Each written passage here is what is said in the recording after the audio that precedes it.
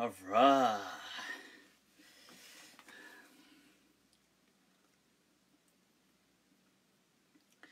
See, are we live? What's going on? Just click on this and share the video. I take it we're live. Un momento.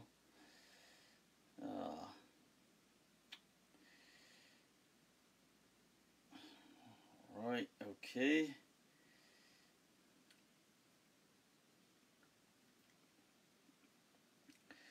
Just one moment.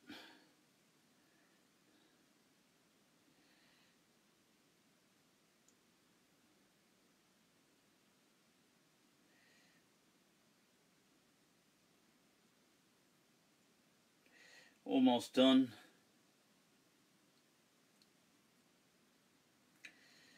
Alright.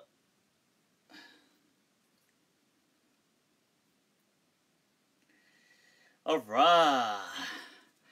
إن الحمد لله وكفاه والصلاة والسلام على رسوله المصطفى وعلى عباده الذين ارتضى ومن بهداهم اهتدى وبآثار أهل المدينة اقتفى وبعد فسلام الله على القوم أهلا وسهلا بكم ومرحبا خوش آمدید بخیر راغله. Bienvenidos a todos. Juan Ying Layth and Swagatam, people. Swagatam. Alright, so we is back. The Imam of, somebody's just commented, Aqib Khan, the Imam of controversy. Allah. Chalo. That's a title, at least an Imam of something, huh? So, what's going down, people? What's going down? Alright. What? Whoa, wait a minute. We have not commented since on the elections. We've got Maruf Ahmed just quickly, wait there, saying, let me just block. Trying to say, grow your mustache and beard. How about you get a life? Worried about my beard? God damn it. Trust me, these people have, it's like God's given them more than their fair share to worry about in life. Beginning with a diminished intellect. And these guys are going around worrying about other people's beards. I mean, no mate, that's why you're in the problem you're in. Anyway, so, alright, what's going down, people? What's going down? Alright, so, ¿qué pasa? What's happening, man? What's happening? Right, first of all, people, Imran Khan. Allah, Allah, Allah. History has been made. History has been made, people. Right. Can you please talk about... Right. So, let me just focus on this for a moment. What an amazing time to be alive in. Seriously. History has been made. Imran Khan is a legend. I totally love what he stands for. I love that, the party in that sense. And it's not about, you know, things like, it's basically a socialist group, a socialist party from a grassroots effort that has risen and taken government. That is unheard of anywhere in the entire world almost. Especially in any democratic country, the parties are usually, it just fluctuates between usually the two main rivals or whoever they are in whatever part of the world. For an independent party, and that to a socialist party, to rise and then sweep the floor. Allah, Allah, Allah. Insaf, justice, people. Anti-corruption. And there's hope for Pakistan. And I'm incredibly excited. I think there couldn't be a better person in Pakistan than Imran Khan. So, and you know what's funny is I shared before the elections, the night before, I shared something about the whole thing, saying, you know, mate, I hope he's successful and stuff like this. So people started to comment. So people started to say things like, oh, do you know he did this. Oh, do you know he committed this sin? I was like, a bit...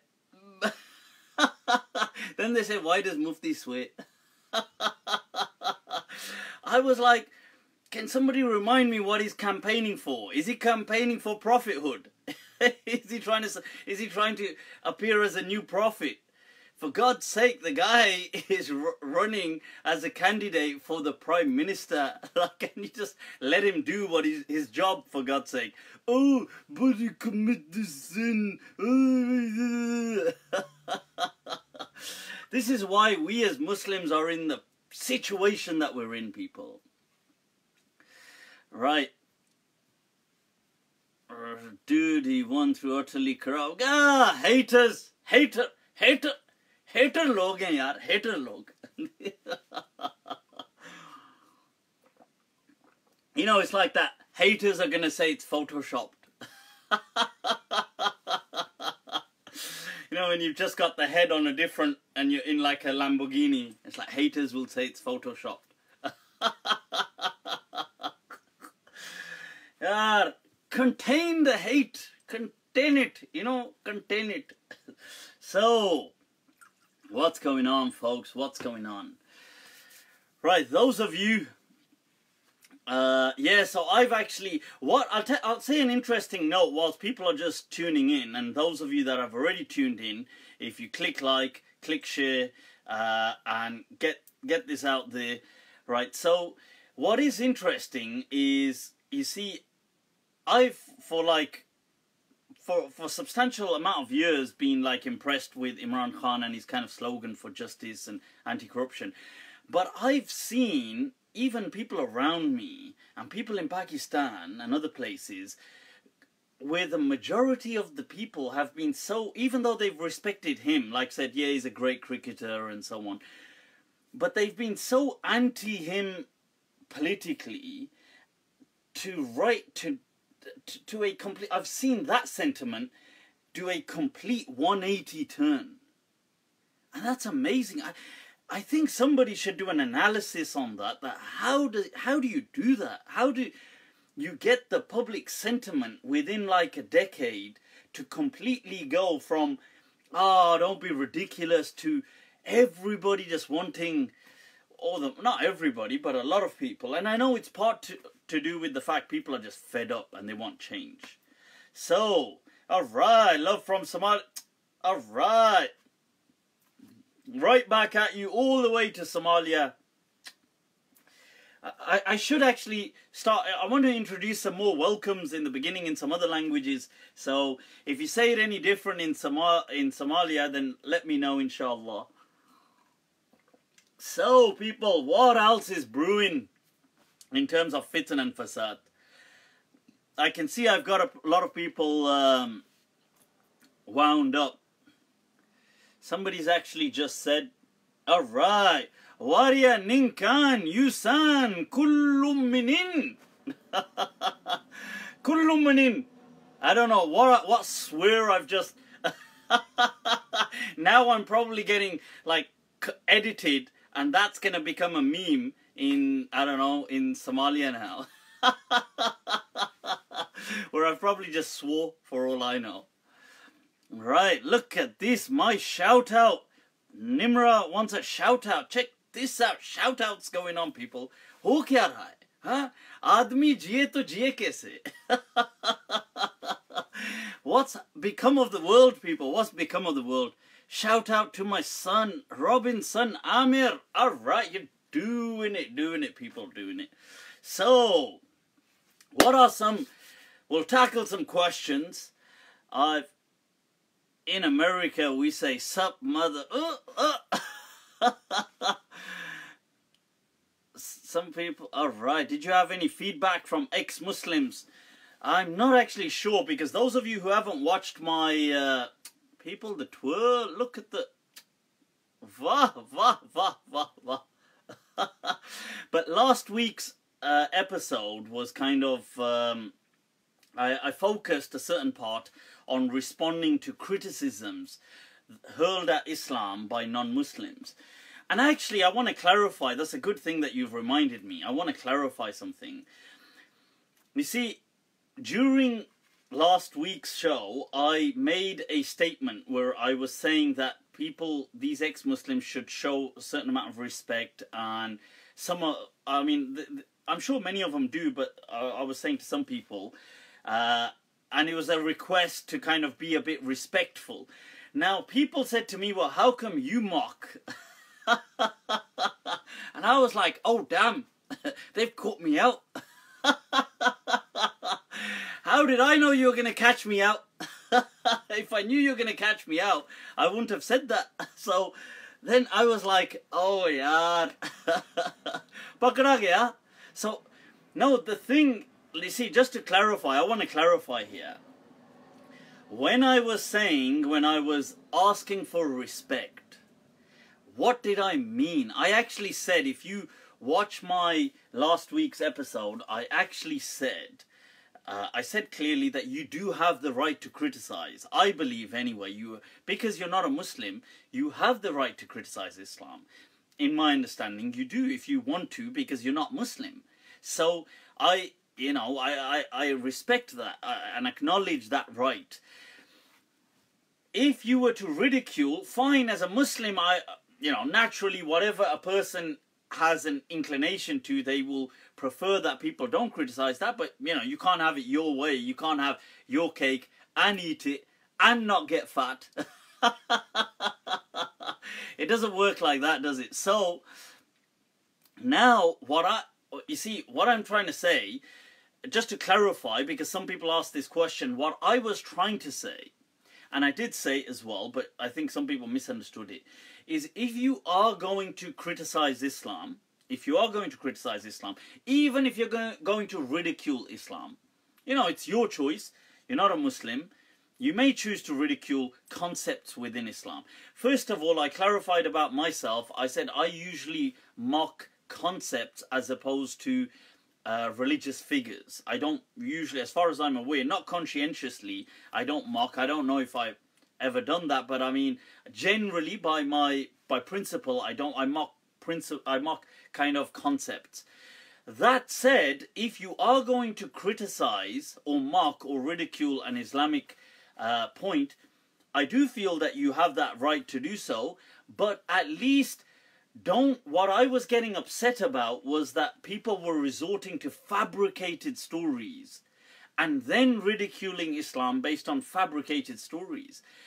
That was out of order. That's what I was saying. Okay. Live from Machertenland. Alright, ahlan wa sahlan. No idea where that is, but wherever it is, much love, people. Live from California. Alright. California it just sounds like such a cool place. I agree, intelligent people, comment here, intelligent people don't mock other religious things. I agree, but what I was trying to say is, I also agree that people have a right, I do feel that people, if they don't believe in something, do they have the right to ridicule it or to mock it? I'm not saying they should do that. But do they have the right to do it? Do they have the freedom to do it? I believe that they do have the freedom to do it, in my understanding. But I don't advocate that people should do that or resort to that. But if they did, they have the freedom to do it. But I feel that if they are going to do that, at least make sure the concept or the thing you're going to ridicule is at least authentic and original and correct. It's not like if I make up a story about, let's say, Christianity or Hinduism, and it's not even true, and then I start mocking it and going, like, what on earth am I doing? Because that's a dishonest, that's academic dishonesty, that's just a disservice, that's just wrong on all levels. You always will be welcomed here. Shukran, shukran, shukran. Much appreciated. But when you criticize concepts, then most people will take it that you criticize Islam. Me criticize Islam. Toba, toba, toba. Why would I criticize Islam? What I criticize at times are certain concepts that, even if certain Muslim scholars held concepts, but it doesn't make them sacred. It doesn't make... See, not all Islamic rulings have to be sacred. They're just opinions. Like, there's an opinion that... There's opinions of, for example, incest in Islam. As in, when I say in Islam, I mean some Muslim scholars in the past have said if you had children that were not born from wedlock, it was permissible to marry them. Which I think is disgusting, stupid, and I would just call stupid, stupid. Okay, I wouldn't criticize the scholar that said it, but I would criticize that opinion as just stupid. And I think there's no harm in doing that. We shouldn't kind of get all defensive as in like, oh my God, anything a Muslim scholar has said, you can't criticize. But then if that's the case, then I too am a Muslim scholar.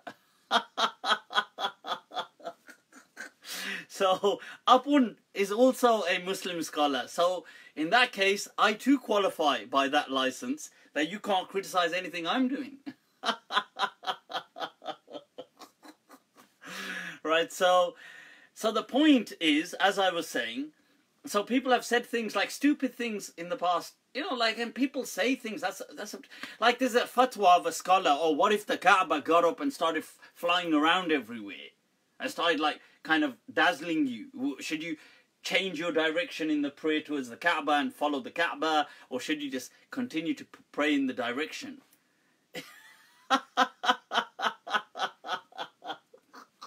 That's like, what are you smoking? I mean, what is your... What's your special potion, man? What are you on? And you get ridiculous stuff like, oh, if a guy was starving, he could just... he could... I don't know why I'm laughing. He could just kill and eat his wife. What an absurd statement. And that's not in a euphemism sense. It's not a euphemism there. You're saying you could actually kill and eat it. What a stupid statement. And so you get sometimes stupid statements being said by people, by intelligent people. So even great people can say sometimes things that are not so great. And there's no harm in calling that out and saying that you're a great person, but this one not nice, you know. This one bit stupid. Anyway, so people, what else has been going on? Right, so I guess your wife is halal for you, right? Well, I guess she is. Cha. You meant as a general statement. Right, so what else? What's the question? Why not stream in YouTube? Yeah, I should do it. I should do it at some point. I should variate, you know, have some variety, you know. Thoughts of ex-Muslim video on 2 missing salah. What? Al-khafd. Al-khal. Once part of the Quran. No. Okay. Right, now, what they're referring to is some people have raised the question that there were some companions, an extreme minority, some companion. One, I mean, it's generally narrated from one, I think from Ibn Mas'ud, but there may be like one odd other case similar to this, where these companions thought a particular dua, like Allahumma inna nasta'inuka wa nastaghfiruka, wa, you know, the famous dua al-qunut. This was part of the Quran. Now, why did they think that? First of all, we're not 100% sure that they did think that. Because a lot of these narrations, sometimes to do with some Sahaba thought this about the Quran and some Sahaba thought that about the Quran, are actually not reliable at all. But put that aside, let's go with for a moment, let's just ride with it, people. Let's say it was a companion did think that. Why did they think that? Well, first of all, this is a short dua, and you get in certain hadith and certain teachings, you understand that the Prophet sometimes taught, because this was a part of salah as well for certain people, or dua al-qunut, it's the dua recited within the qunut, that the Prophet taught people certain things in certain manners, as though when he would teach them a short surah of the Quran.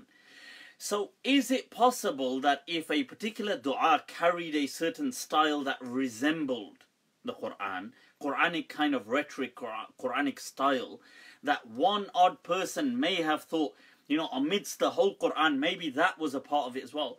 It's possible, but that doesn't bring a kind of doubt to the Quran. It's not that, you know, because it's in essence a short dua that has a rhythmic style to it, the way the Quran does. And because the Prophet taught it to them, as other companions said, he taught us dua al-qunut the way he would teach us Quran. So some companion thought, oh, that may also be part of the Quran. That's nothing so it's not like oh my God, the world's coming collapsing down on us or anything. Even if it is true, that's not something to cast any doubt or anything like this. Somebody's asking for views on alcohol. What? What are these views? There's views like, there's like a bird's eye view, then there's like that view. Then there's like, वाह क्या view है यार. What views are you on about, Hamza? Put the bottle down. No, I don't know what these other views, I don't know what you mean by that actually.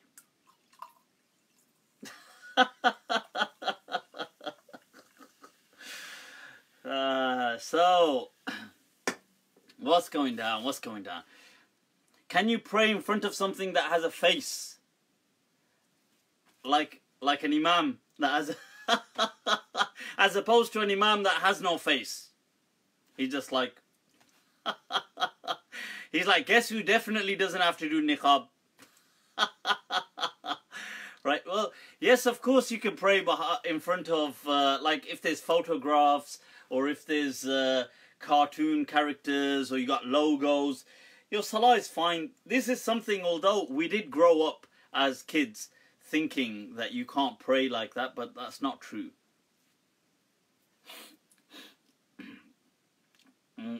Salam Mufti, what are your thoughts on countries such as Egypt banning Salafi literature by individuals such as Muhammad ibn Abdul Wahhab? Al-Wahhab! Alright, so Ibn Taymiyyah, Sheikh Ibn Baz, Uthaymeen, is this the best way to remove extremism from our... Right, now that's... You see, I don't like censorship. You know, I'm all for kind of freedoms. Freedoms, yeah. I'm a liberal kind of... Liberal in that sense. Not liberal... Why do I look liberal? I meant liberal in loving liberty. Libertad. That's what I'm talking about. So, the question is, would I advocate banning books? I don't really advocate banning books, per se. I'm not really down with that. I mean, governments do it and stuff like this, that's their decision. Because I think when you ban something as well, you create a more, like a fascination about it. So you create an interest. And people then want it.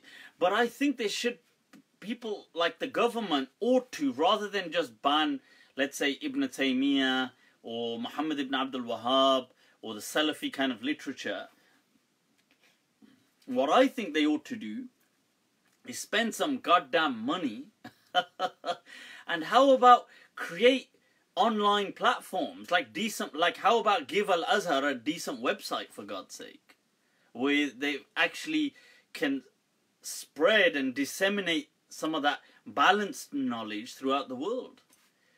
It's the most the most ancient that we have today, center of higher learning throughout the world, Al-Azhar, that is continuously still running today, and yet it doesn't even have a decent website where you can find opinions. I mean, what on earth is going on? So why not invest your energies and your efforts in trying to promote a balanced, healthy understanding of Islam? Is ISIS misquoting Ibn Taymiyyah's fatwa on the Mongols? Which fatwa are we talking about? Go to Al-Azhar and tell them to update. Okay. What, right now you want me to...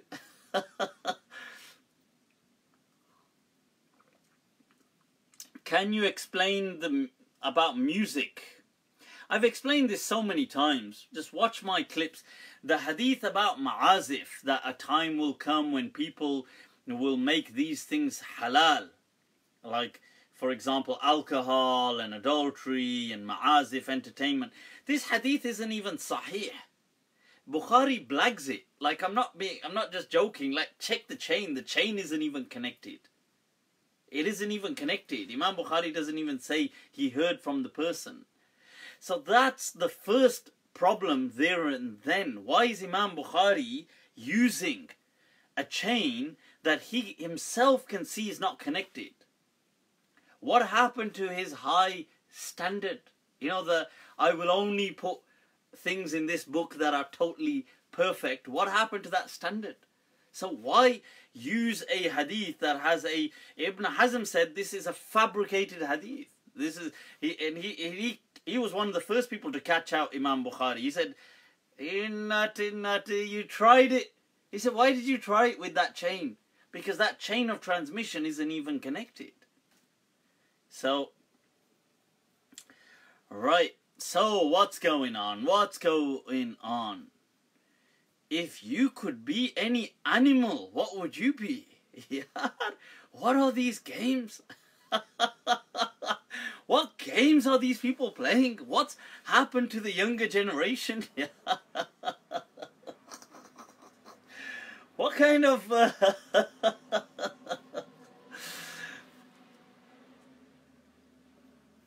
May I ask, Hamad, how you doing? How you doing? If there's any outlay for a headstone on a grave. Right. Mustache. First of all, there's no thing as a like a tombstone. These things are not. Tombstone isn't necessarily Islamic, but it's not something. I don't think Islam is against tombstones either.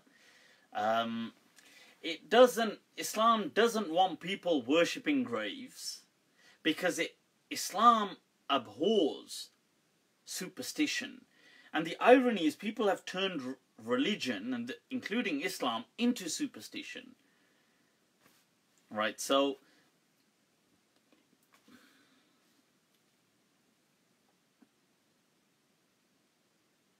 Sorry, just trying to read these questions. So, I hope that... so people, as far as tombstones are concerned, you can have them. You can have kind of like some writing and stuff. There's no prohibition in Islam for things like that. Mustache that go beyond the lips are haram. Behave. You know, these things about, look, mustache or beard or stuff like this, these things are just etiquettes.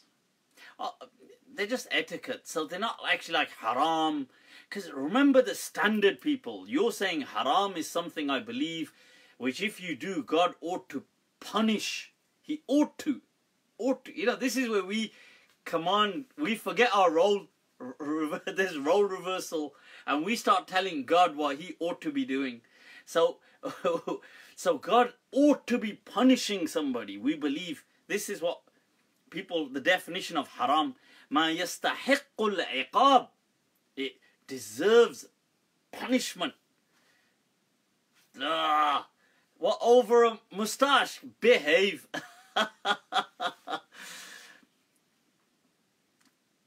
The questions that matter.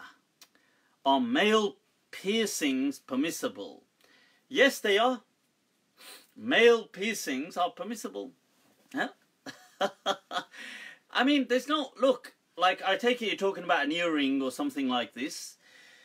Piercings in general are not like something, in my understanding, which is haram, because you couldn't say it's unless you were going with the arguments, like some Shafi'iyah have gone with the argument that it's to cause harm to the body and therefore it's haram.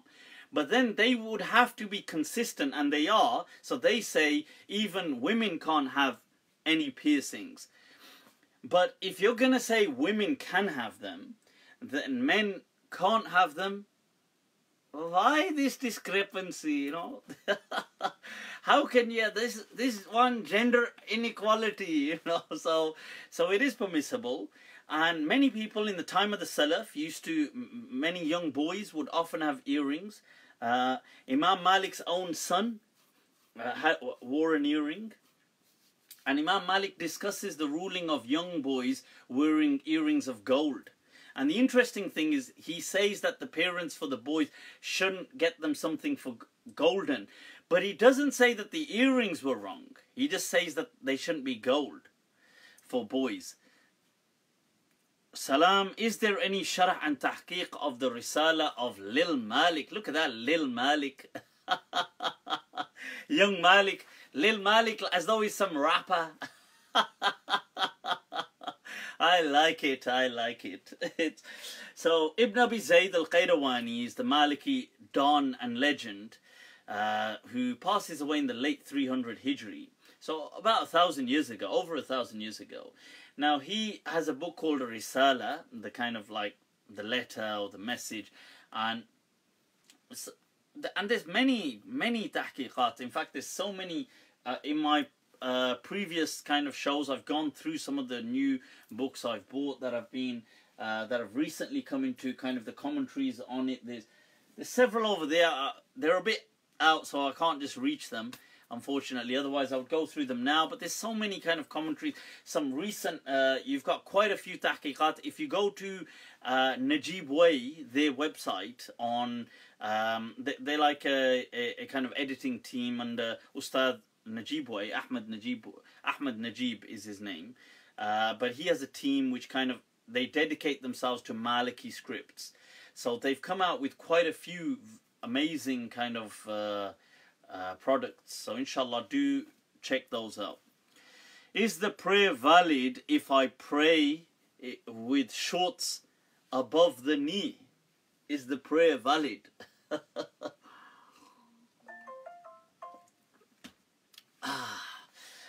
Yes, it is valid. I take it you're praying at home and you're not the imam of a masjid. You turn up and the imam sahib's there in his boxer shorts. Imam sahib's like, acha. That would be a bit interesting, wouldn't it? So, you see, would the prayer be valid?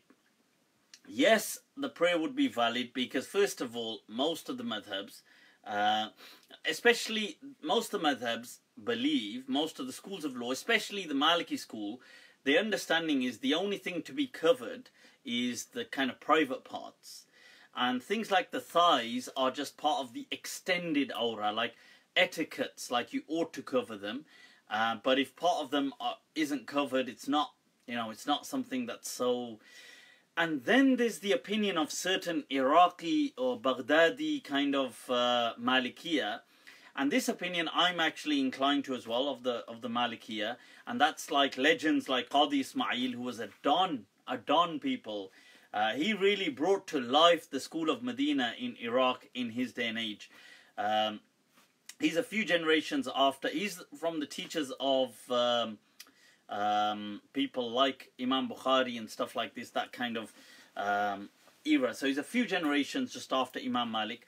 But Qadi Ismail, he kind of infused life into that region of the Middle East for the school of Medina and really brought it to life. But his opinion was that, and his fatwa, that covering yourself is an independent ruling to Salah.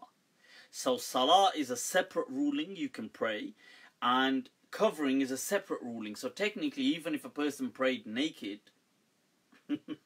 not that you should. You know, I read this book once. It was actually a book written by some Salafis about, it was against Sufis, but it was a small booklet. But it was they were extracts from a book called, I think, Tabaqatus Awliya or something like this, one of these books. So they had stories in there, and this was snippets from there. And it was a call to kind of ban or to renounce that book. And it was saying, look at the stuff in there, like you're calling these people awliya, and look at their stories. So it said, like, one of I don't know who, I can't remember who it was, but one of the people in that, whose biography is in this book of awliya, it said from his karamat and from his kind of miracles, is that he would often give the khutbah, he would give the sermon naked.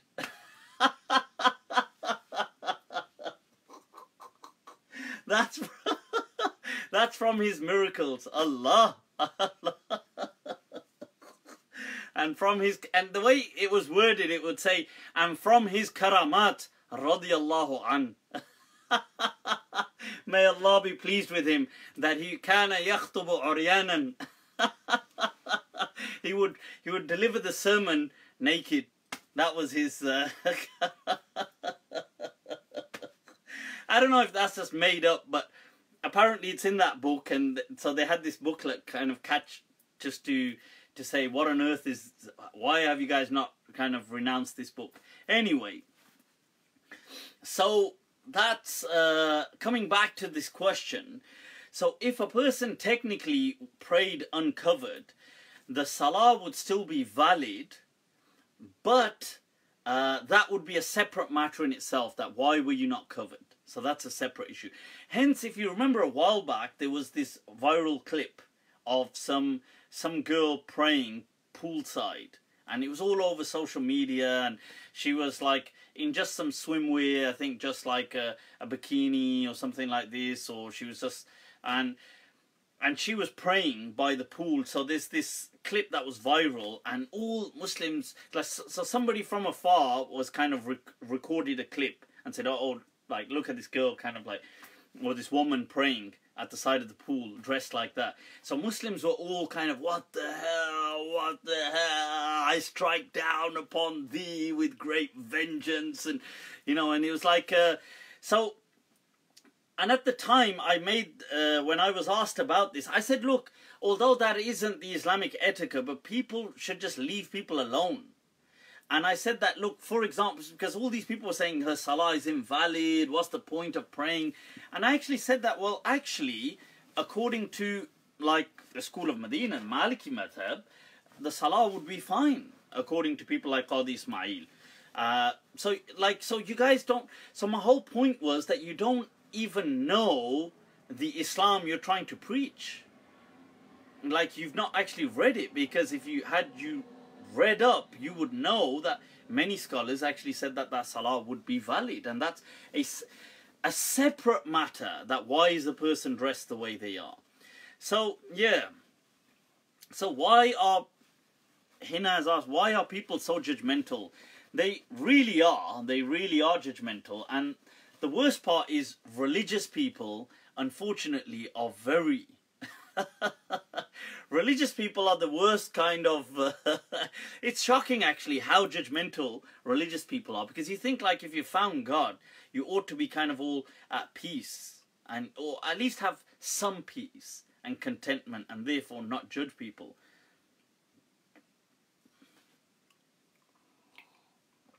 Have you seen the Instagram post of you with over 300,000 views? Oh, is that one of my naughty? Yeah, unfortunately, people, fortunately or unfortunately, I've become a meme. Welcome to my world, people. I've become a meme. Kun Allah create the heavens and the earth instantly with Kun Fayakun. Allah, this brings me on to a discussion. Allah. So I've heard this thing and seen this clip of Sheikh Hamza Yusuf, and some people trying to really attack Sheikh Hamza about some clips. So I had to watch this brief clip, and it's called, I think it's titled as something about the trial and error of God, or attributing trial and error to God. So basically, Sheikh Hamza Yusuf, I think, is responding to, or is discussing, because I've just seen that clip, evolution in general. And he says, well, I would like to, he says that all the books written by evolutionary biologists are usually devoid of religion, and all the books of religion written on evolution seem to be devoid on evolutionary biology. But I'd love to see some research by somebody who combines both, both the angles. Now, so that's, alhamdulillah, I think that's great, nothing. And then he goes on to say, and this is what the clip, or the people who've posted this clip, are trying to attack him for. He says that, look, what if evolution is true? He says that, look, it doesn't bother me, like it won't shake my iman. If Allah chose, for there to be evolution, that's fine. And then the way he says it in that is like, if Allah chose for creation to come into existence through trial and error, then it won't shake my iman. He says, for, we learn as human beings through trial and error. So people said, oh my God, he's attributing error to Allah. He's attributing, Muslims, they have their haram. Right, so people are obviously condemning Sheikh Hamza Yusuf, and in the usual judgmental style. So this whole thing, I think, look, people just hate, and they need to kind of chill out and see what is the person saying. He's saying very clearly that if Allah chose for there to be evolution, then what's the big deal? That's what he's saying. And because I think you can't deny evolution. Evolution is a fact now, as far as we're concerned. And the greatest evidence is not fossils, it's DNA. Genetics is the greatest evidence. It's evidence, people. It's not like, this kind of stuff isn't... Now Muslims are just embarrassing themselves by trying to resist this. We are nothing but reminiscent of the church that tried to oppose people like Copernicus and Galileo and these kind of... We're nothing but reminiscent of that. Like, we are just... That's what Muslims are doing now, and in a few generations to come, or decades to come, or maybe, I don't know, Muslims that will come much after us, will only just look back at us like, man, they were seriously like... they were seriously special needs when it came to... they would just think like, damn, they'll just hang their, drop their head in shame and think Muslims were so embarrassing. Yeah. Can we believe humans evolved? Yes, we can believe. Why can't we believe that? I've said before that the Muslim discussion on evolution varies. It goes from, some people believe in, like the Christian, suddenly everything appeared, right? Or sorry, in 6 days everything appeared. So they believe in that kind of Christian way of things. And general Muslims don't believe that. I don't think they do. Allahu A'lam what they actually believe. But my understanding is they don't. But they're just not sure. And then certain Muslims believe that there was evolution all the way except Adam wasn't evolved. He was just created. And then some Muslims believe Adam evolved too. Like people like Dr. Abdul Sabur Shaheen and other scholars have written this in their books. And they've shown evidences from the Quran. And all of them have got evidences from the Quran. So it's no real big deal. This kind of stuff doesn't negate any... Our understanding is Adam, and we are taught that you are the children of Adam. How Adam came about isn't something that's really a matter of faith. Like Allah wasn't trying to say, okay, this is how I created Adam, right, you're going to get a test on this. That's just silly. That kind of... Right. Why are there so many Muslims having misinformation about a lot of stuff? You see, this is a huge problem, and it's because we are our greatest enemies. In fact, you know, I was listening to a one of the books I'm going through by what's the author's name is Holloway. It's a history of religion, and he has an amazing statement in there. And I've come towards the end of the book now, and he says that in essence, religion is a much greater enemy of God than atheism. And he say, and then he kind of expands on this statement, but it is actually very true that religion and religious people, not all, but many, and religion is a much greater enemy to God than atheists. Because look, atheists say that God doesn't exist. We believe, let's say we believe God does exist. Going by our hypothesis and our belief that God does exist, God would simply just be amused at atheists. Like, because at most, God would just be amused. Like, if somebody said, you don't exist, but you do, you would just be amused at their statement. You wouldn't be angry. It wouldn't enrage you that, oh my God, you think I don't exist. You would find that amusing. If anything, like, whereas religion, let me, inverted commas, institutionalized religion, and some religious people, they present God as a kind of monster, as somebody who's cruel, barbaric, instructs, commands genocide, murder, always wants his certain believers to kill his other believers, and you know, and he wants, and God wants this, and God wants bloodshed, and God wants this.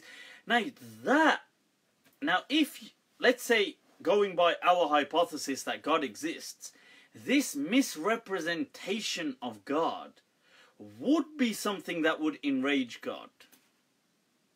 It would actually, now that's something that God would be enraged at, because these people have misrepresented him, as opposed to saying he didn't exist.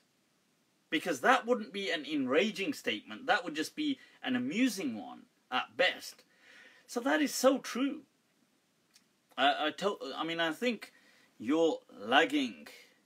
Why did Allah destroy a nation for not believing in him? What nation are we talking about? Nation. Right, so let's take some of these other questions. Right, so this Kun Fayakun thing, whilst we're at it. So historically, there was a debate amongst Muslim philosophers, including Imam Ghazali and other people. Is this the best of all possible worlds? And so Imam Ghazali had said this was the best of all possible worlds. And people found that an incredibly offensive statement, because they said that God, because the truth is Muslims believe that it was a choice for God to create this world. He didn't have to create it. And the way he created it was just up to him. Did it have to be the best of all possible worlds? So it doesn't have to be the best of all possible worlds. Allah could have created it more perfect, but he left it the way he did. And that's a different philosophical debate, as in why and what's the wisdom or objective. Now, Imam Ghazali had said that this was the best. Like, his famous statement was, Laysa fil imkan ahsanu mimma kan. And this statement, that it is not within possibility, divine possibility, to have done something better than what was. And Ibn al-Arabi, the great Maliki legend, not the Sufi Muhyiddin, but Qadi Abu Bakr ibn al-Arabi from Muslim Spain, he is a student of Ghazali, and he writes about this. He's incredibly offended. He says this was utter filth that kind of came from him, from Ghazali. He was really offended with this statement, as were many other Muslims. So this discussion has existed in the past. And you know, this I don't know if you guys are, those of you that are into poetry, there's a poem, there's a line by, there's an Urdu poet who's passed away, Jaun Elia, his name is. I think he was a Christian and then he was like an agnostic and didn't really believe, but he has a very unique style, and sometimes it's a bit weird, but some of his things are incredibly profound. So on that topic, he has a line where he says that hasile kun, that the result of kun, like be, and it is hasile kun hai ye jahan-e kharab, that this world that we see, this kind of the disasters and everything, is a result of just the command be, and it was. Hasile kun hai ye jahan-e kharab, bas yehi mumkin tha itni ujlat mein. He said that because that is all that could have been possible if you act in haste. Like, meaning by saying be and it is, it's almost an act of haste, and thus you have the kind of chaos that you do. And I find it really, I mean, it's a kind of like a, you know, like a, in a way, like kind of challenging certain maybe religious concepts, or even one could say, if that was the case, he's challenging certain things. But I like that about poets, that they have that kind of courage to kind of sometimes voice their concerns through poetry. And Jaun Elia is an amazing. Recently I've taken a bit of a liking to some of his poems. He has this one. I'll share one with you where he speaks about life, and he says that हालत हाल के सबब हालत हाल ही गई. That हालत हाल is your status quo, and it's like your situation. So he says to fix, like, because we want to fix ourselves, like we'll do things like work and spend all our time trying to make money and do all these things. Why? To fix ourselves so we can enjoy it. So हालत हाल के सबब हालत हाल ही गई. That to fix my situation, my status quo, I actually lost my situation. Like, I lost everything, because like I just wasted that life in this kind of hope, in essence. He says हालत हाल के सबब हालत हाल ही गई, शोक में कुछ नहीं गया, शोक की जिंदगी गई. Allah.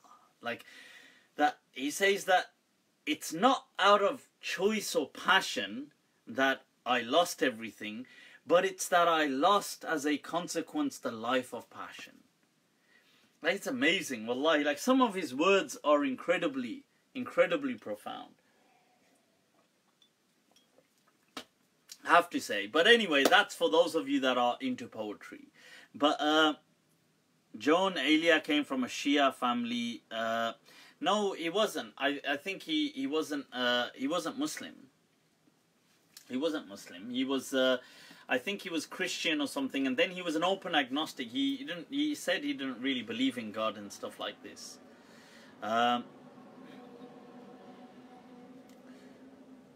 Will all souls feel punishment of the grave? No, that's not necessarily true.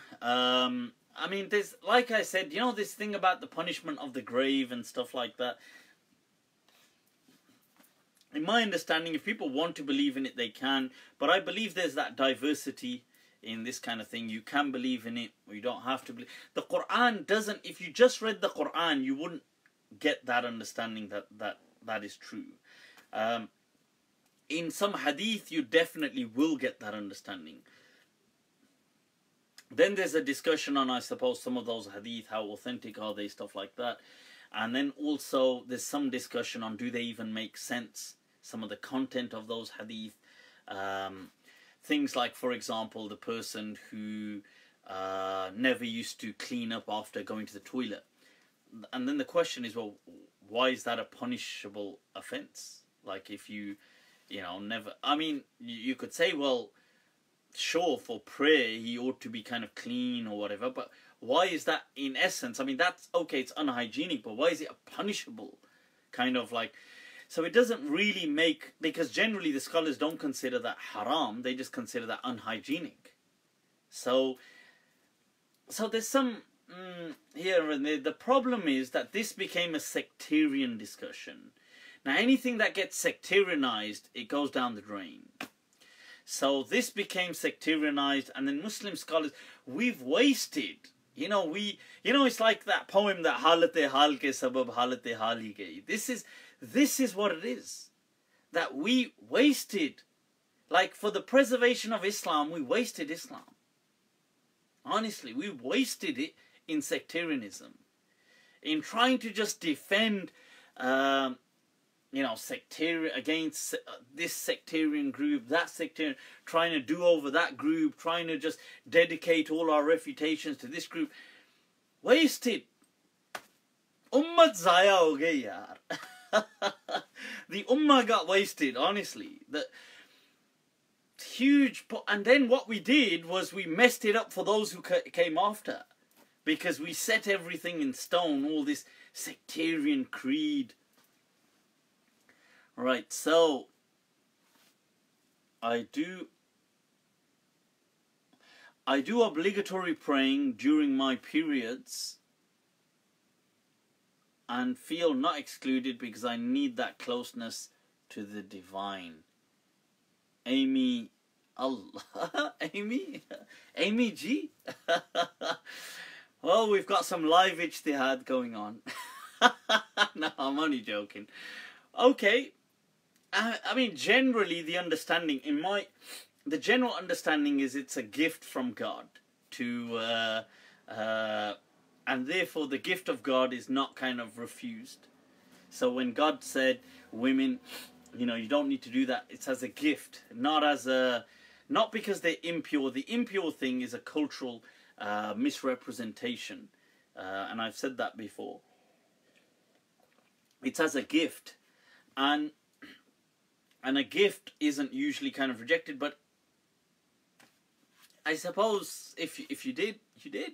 I mean, it's not in the Quran. It doesn't address this issue at all about I mean, it addresses menstruation, and obviously from a sexual perspective, like sexual intercourse and stuff like that, from hygiene. But it doesn't speak about stuff like should they not pray. And one could argue from that point that, well, if it was such a case, if such was the case, then why did God not highlight it in the Quran? I think that from just an objective point does hold some weight as an argument. That said, the general understanding that I would advise as well is that it's a gift, as in it's like it's a token of, you know, just from Allah that you don't have to do that, and therefore I would say you just take that gracefully. But if you did, you did. I don't think in any way, you know, at most you've just prayed. You know, it's not like it's a sin or anything. You know, it's not like Allah's gonna punish you for praying. That would be like the greatest irony. That in the Akhirah the angels go, throw that one in first. Throw that one in the hellfire. That one was a bit too eager to pray. I think this is... people are going to be like, what the hell is Mufti on about?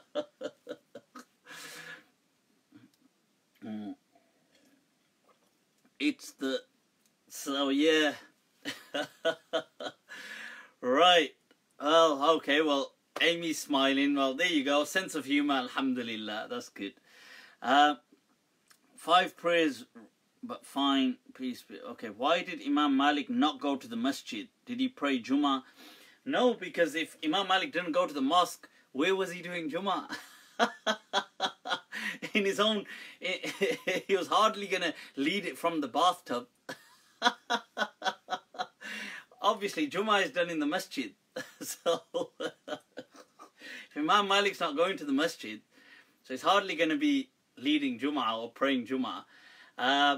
You see, Jummah is really more so a kind of political act.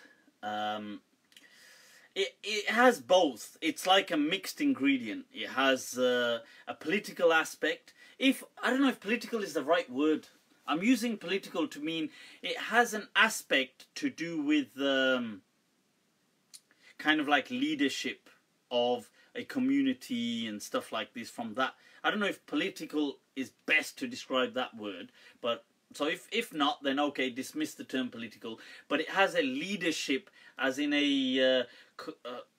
but an organized, because it's more to do with like the organization of a community. So it has that aspect, and then it has an aspect of worship. And the question is, which one overwhelms the other? Which one preponderates? Allah, Allah, Allah. People, I too know vocabulary.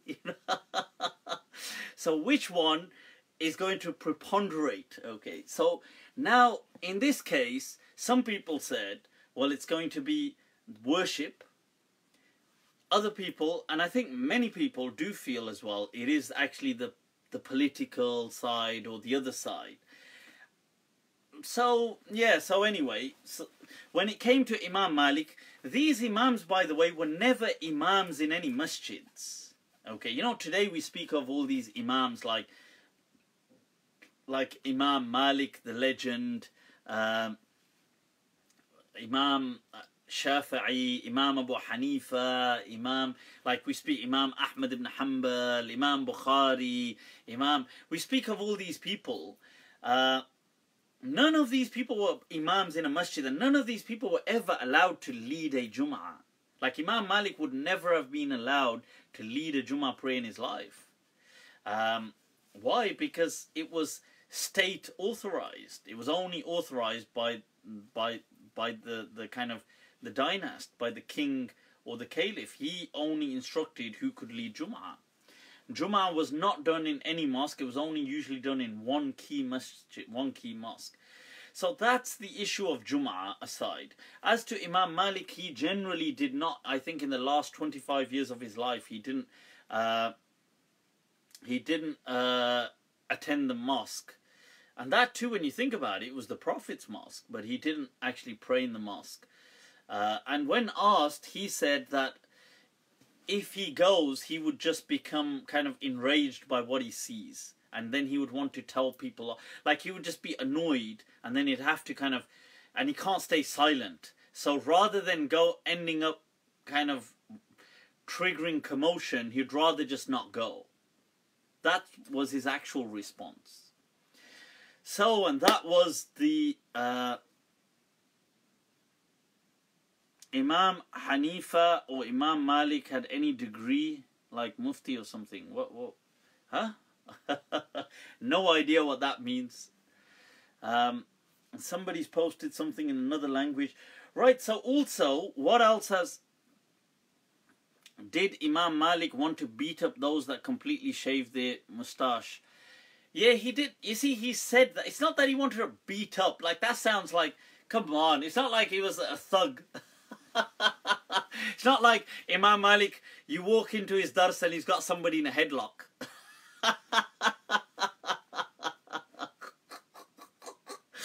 Imam Malik's kind of like, where's my, I've got a truncheon lying around here somewhere. Imam Malik's like, come here you. He's like, so it's not like Imam Malik was a thug or something. You see, the thing is that what Imam Malik he was like, he had like at times like a judge-like position. So he would certain times kind of give rulings and deal with people's disputes and stuff like that. And because people would ask him for guidance, he really found this to be disgusting that men would grow beards and shave their mustache, because he felt that it made a mockery out of them. So in one statement, he said that if it was up to him, he would he would have them punished, like sanctioned. But that was like him not really it's not like a literal statement. He was saying it to kind of ridicule the act. In another statement, he said that, you know, he looked at somebody who'd shaved his tash, his mustache, and just had the beard. And he looked at him and he said, he said, you know, if the shaitan himself tried to give you a makeover, he couldn't have done a better job. Wah, Imam Sahib, wah. That's an Imam. So basically that's what he didn't like that, because it gave a funny kind of look. And generally it's only the Hanafi school that recognized that as a religious act. Otherwise, all the other schools said, what on earth are you on about? You don't shave the moustache and grow the beard. Like, you can trim, but, or, you know, because it just looks odd, that's all. But the Hanafis kind of keep it.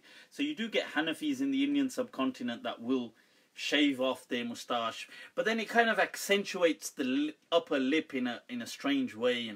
But anyway, I'll leave the fashion style thing for these people for another day. What are we dealing with, people? What are we doing? Right, so I've triggered some more drama. It's the same drama. Same drama. Right, it's the same, just a different day, that's all. Right, this thing on Imam Bukhari, I made a Facebook post and people got upset. Allah, Allah, Allah, Allah. Right, it triggered this. People are like, why is this guy causing fitan and fasad and corruption? Yeah, I'm just after honesty. My problem, it's a curse. I love honesty. That's the problem. So, why do you have a no? It wasn't actually a truncheon. It's actually a flashlight thing, but which is like a truncheon at the same time. I just had it. It just happened to be here, so I just picked it up. So what I was saying is, I wrote this thing about Imam Bukhari's Sahih Bukhari, and even though I've spoken about it previously, I hadn't written anything, so I wrote it, and people got unnerved.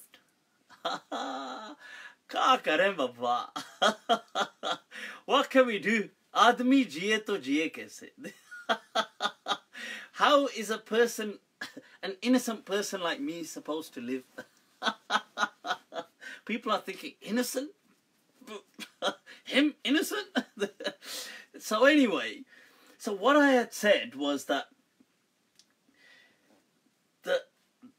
the charge still stands, people, against the book of Sahih Bukhari. And it's not in a wrong way. It's not to attack Imam Bukhari. But the book called Sahih Bukhari cannot be traced back to Imam Bukhari with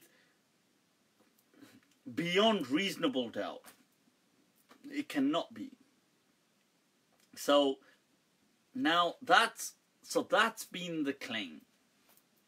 And I've asked people to substantiate, prove it. I'm not the first person to say this, but I've just highlighted it. Now people all kind of freaked out. And I've mentioned, look, one of the key issues begins with, apart from manuscripts, like that's one issue, that we don't have a manuscript of Bukhari until a few hundred, at least a couple of hundred years after him. Put that aside, the person who transmits from Bukhari is also somebody that is an interesting character, because apart from everybody saying he's a nice he's a nice guy, which I'm sure he is. I've got nothing against him. His name is Muhammad ibn Yusuf al-Farabri. Or you could say Firabri, or Firabri, or how I tend to say it as Farabri. Some people say as Firabri. But either way, it can be read in either kind of. Now, Farabri, which sounds like February, right? He's an interesting character, because nobody seems to vouch for him in the hadith world. Considering that he was a contemporary with Imam Bukhari, even if he was junior to him, but he was a contemporary with the likes of Dhuhali, with the likes of people like Abu Zur'a, of Abu Hatim, of Imam Muslim, of people like Imam Nasa'i, of Imam Tirmidhi, of, you know, Ibn Abi Hatim, of, like, considering he's a contemporary of all of these, and then people even that are coming after, Ibn Hibban, Dar Qutni, you know, all these great, you know, Ibn Khuzaymah, and these other great scholars of hadith that are always commenting on transmitters of hadith, never vouch for him as being a reliable transmitter of hadith. Now, you see, the way hadith literature works, it doesn't work in a criticism sense. Like, it does have criticism in it, but to qualify, it doesn't work that by default you qualify. You don't. So a person who we have no criticism about, he has a poor credit rating in the world of hadith. Let me explain to you how credit rating works. It's very much like our current credit rating system that we have for things like when you want to take out a loan. Because your credit rating, yes, it is impacted by having bad credit. That is true. But even if you've never had bad credit in your life, you will not have a good credit rating unless you've been using credit. So unless you're somebody that actually has credit cards and makes repayments and does things like this, you don't have a positive credit rating. So like I remember, and this is a bit irrelevant, just as an example, this old lady once on an interview on Radio 4 explaining the difficulty on why, English lady, on why she couldn't get a certain loan because she had a poor credit rating, despite having never defaulted on any payments because she didn't used to use credit. So it's not negative, but it's not being vouched for, which is the problem with credit ratings. Hadith works in the same way. They had that same credit rating system, that to accept you as somebody that could transmit hadith, you had to be vouched for, not just neutral. So it's not enough to say nobody criticized him. You had to vouch for him, and generally at least two people had to vouch for him. So the question is, Farabri, every time, I gotta say, every time I say his name, it's really... But nevertheless, Farabri, the problem with him is nobody vouches for him. Okay, contemporaries aside, what about his juniors? What about them? Why don't they vouch for him? Because to them, he's senior. You could say, well, to his contemporaries, they probably thought, oh, he's just like a fresh kid on the block. You know, we're not going to really talk about him. But what about those who come that are junior to him? They ought to look up to him. None of them vouch for him. Nobody. The first person to vouch for him is, what, 200 years after him? That's very nice, isn't it? Like, how on earth have you vouched for him? Well, and this is the problem. You see, we have to be just. Because look, let's be honest, people, if we saw this same thing in Christianity, we would rip it to pieces. We would say, but the Gospel of Mark was written circa 70 years after Jesus. That's not reliable. Now, why is it we act like that when it comes to the Gospel of Mark, or the Gospels in general may have been written from 80 to 120 years after Jesus, into, CE, sorry, not after Jesus, but CE, common or Christian era. Now, yet, so decades after Jesus, this has been written, many decades after. And we then, therefore, reject them. As Muslims, we're highly critical. The question is, why are we not being objective when we have when it's our literature, we have to have the same standards. We can't kind of say, well, no, it's okay. So I'd highlighted one of the key issues is Sahih Bukhari only comes to us through Frabri, who nobody seems to vouch for as a reliable source for hadith. Then the second issue is that from Farabri, his key students that transmit it from him all disagree amongst themselves. And they disagree substantially. And you know, and some people have tried to respond to my argument by trying to say things, and this isn't just my argument, but this argument, by trying to say, oh, and they've tried to play it down. Now, don't do that. This one, not nice, my friend. Because this one, misleading. So, because the truth is, look, when you downplay something, like, if you're doing it on purpose, that's like lying. It is lying in essence. It's just a lesser lie. Because you know that, yes, there were subtle variations like chapter headings and they changed things like that, but there were huge discrepancies. They changed the chains in hadith, they changed the names, they had certain things that were nonsensical statements in some of the that didn't even make any sense, like what it doesn't even make any sense. I'll read one out to you as an example. Like, check this out. Right now, un momento, por favor. Let me see. Let's go into my... I brought this up to actually, because some people had asked, and I thought, well, when you're about to... Right, so, see, like, Qawl al-Bukhari. So Qawl al-Bukhari, this is in the Abu Zayd, who's one of the students. He's a rated student, but by the way, his copy doesn't generally reach us, but he's one of the students of Farabri, Abu Zayd al-Marwazi. Now, some of the Andalusian scholars, later scholars, based their thing on him. Now, Abu Zayd al-Marwazi, in his copy, he has Bukhari saying the words, وَقَالَ Abu Darda, and Abu Darda, radiallahu anh, said, fil muri.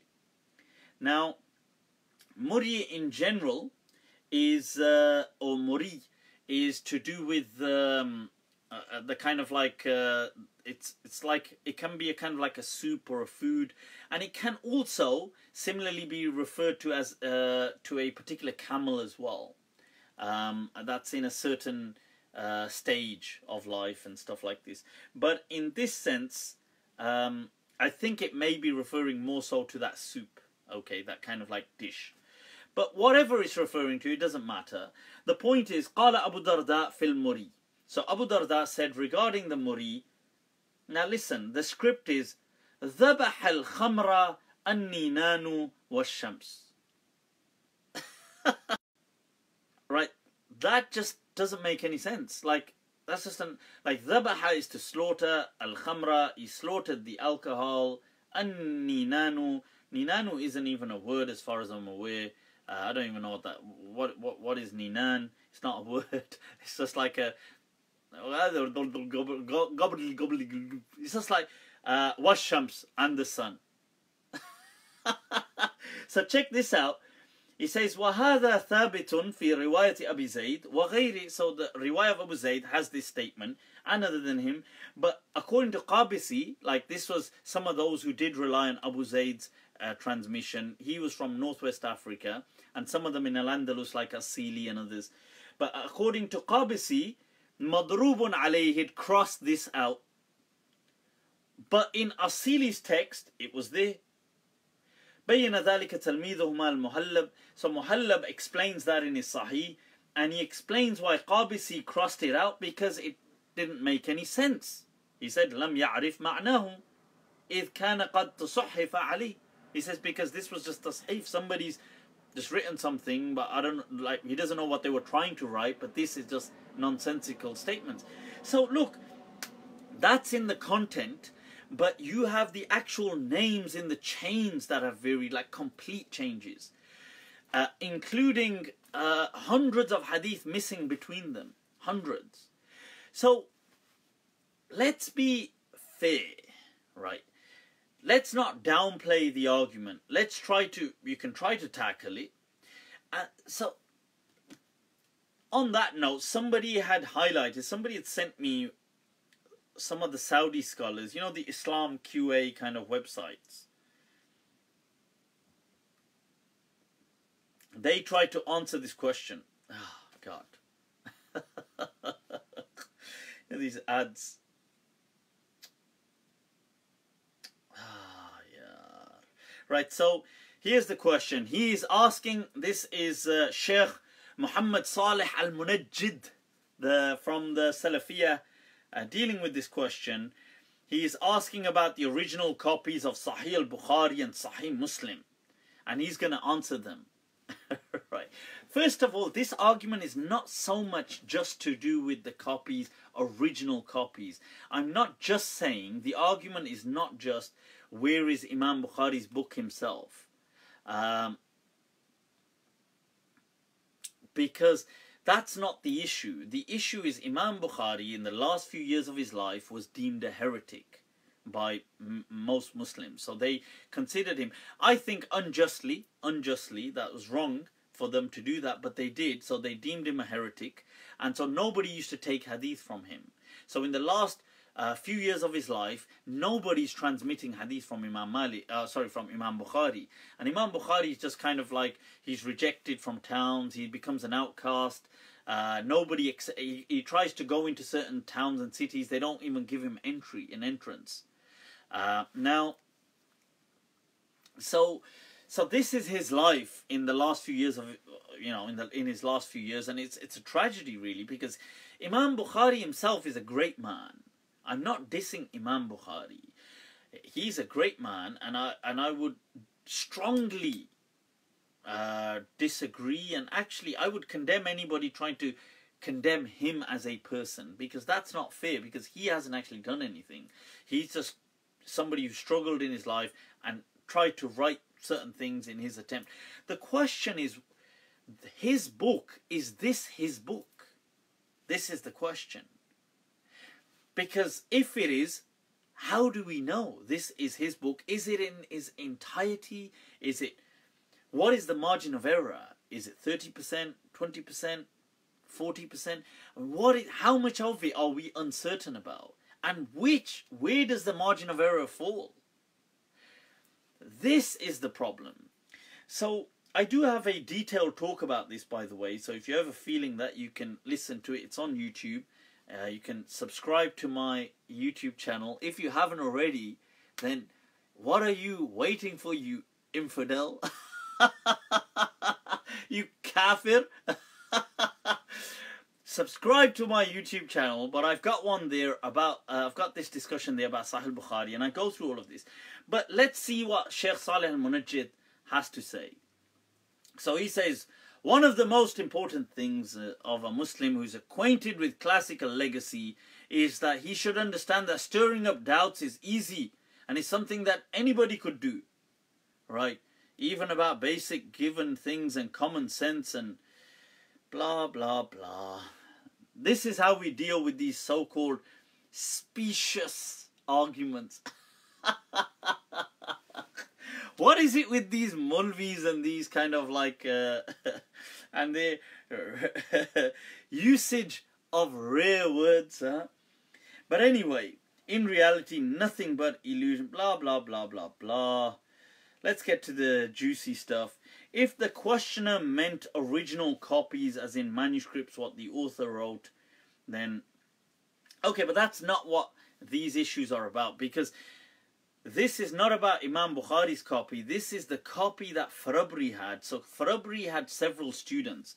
His own student, like amongst them, he had people like Al-Mustamli, Abu Ishaq Al-Mustamli, Abu Al-Haytham Al-Kushmayhani, he had Abu Muhammad Al-Sarakhsi, Al-Hamawi, he had people like Abu Ahmed Al-Jurjani, he had people like Ibn Sakan Al-Bazzaz, he had people like... He had quite a few, Ash-Shabawi. He had these students. My point is, what Mustamli says is that we, the students, first of all, he says that the copy that Farabri had was incomplete, and we used to edit it as we go along. We used to move things around and do all of this. if that was the case and they were all copying from his copy, why have they all got different copies? It's one big problem, you know, my friend. This one big problem. So, okay, so he says, I want to get to this. He says, however, Sahih Bukhari was heard by 90,000 men from Imam Bukhari himself, as was stated by his most famous student, Ibn Yusuf al-Farabri. Most famous student, nobody's even vouched for him. This is the kind of fame that nobody wants. Most famous, that, oh yeah, he's that famous that they all forgot to mention him. This reminds me of there's a famous Arabic poem where somebody sarcastically said, he says, كأننا والماء من حولنا قوم جلوس حولهم ماء. Like basically what he's doing is he's saying something and it doesn't mean anything. Like he's saying we are as though, like the example of us with this water around us, there was certain like a river around them. He says the example of us and this water around us is like a group of people who are sitting with water around them. So it became like a famous line in Arabic that كأننا والماء من حولنا قوم جلوس حولهم ماء. That it's like you're trying to, you're saying something and it doesn't mean anything. Like what so this whole thing of when people keep saying Farabri is the most famous student of Imam Bukhari, is he? Well, did anybody say this? Oh, later people said it. Oh, that's because Bukhari's book only came to them through him, so he became the most famous student. Like, talk about recreating history. So there must be honesty, people. There must be academic integrity, you know. So these things are important.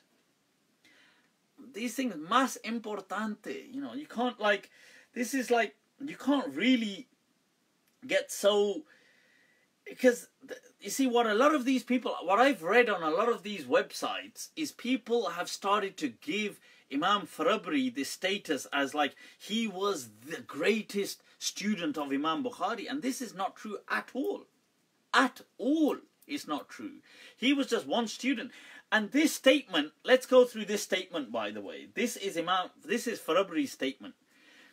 He says that there were 90,000 students of Imam Bukhari that took from him the book directly. 90,000. And none of them are alive today transmitting it except me. That's like when, you know what me and my mates sometimes call when you're on gup. Gup mode. This is like when, you know, when you want to give a gup. A gup is like slang for, I mean, it's desi slang for like when you're blagging something, like an utter blag. Like you're not even blagging, you just utter blag now. So now this will just be gup. So this is Imam Farabri going on gup mode. That there were 90,000 students, direct students of Imam Bukhari. Nobody is transmitting it today, right? Except me.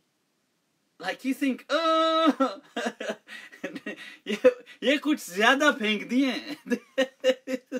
Like bring it lower a bit. This is too much. You've blagged it a bit too much here. Even Imam Zahabi on this statement had to kind of apologize and say, sorry guys. He said that he overdid it on this one. This ain't correct. So anyway, Salih al-Munajjid, the Salafi Imam, is using that to say that, wow, this is the status of Farabri. Al-Farabri's narration of Sahih was famous because he lived for a long time. Okay, fair enough, Farabri lived for a long time, but that's not why it was famous. because they were much greater Imams. They were actually great scholars who were students of Imam Bukhari. Like Imam Muslim, who refuses to transmit his book, by the way. Tirmidhi, who refuses to transmit Imam Bukhari's book, by the way. People could say, well, they had their own books and they didn't want to do that. Okay, fine, but there were great other people. Ibrahim ibn Ma'qil al-Nasafi, one of his most senior students of Imam Bukhari, his thing disappears. All of Imam Bukhari's students, this Farabri is a very junior student. He's very young compared to Imam Bukhari.